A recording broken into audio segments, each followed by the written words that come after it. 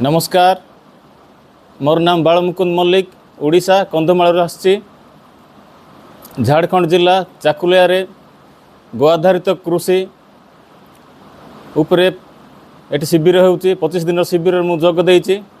एठारे आमको जैविक खाद कीट नियंत्रक दंतमंजन कम दिन भितर ये आउ शिक्षा हेबनी जो आम प्रतिदिन प्रैक्टिकल आउ थियोरी उपर शिक्षा होची। प्रथमे थियोरी शिक्षा होची पर प्रैक्टिकल प्रतिपाटे जैविक उपरे या द्वारा गाई मानकर मध्य गोवंश उपकार हेबो। गौशाला रे जो दैनिक आमर जो गोबर गोमूत्र बाहरुची सेठरू गो उत्पाद प्रस्तुत करी आमे विभिन्न प्रकार गाँ मानकर ट्रेनिंग दे से मानकु गौशाला को डाकी प्रशिक्षण देकी गाँव रे जमती से माने प्रशिक्षण होई गो उत्पाद तैयारी करेंगे एवं सेटा निजे व्यवहार करी उपकृत हेबे जहा द्वारा कि आमर गाँ मध्य उन्नति हेबो और गौशाला रे मध्य गोवंश सुरक्षित रहिबे।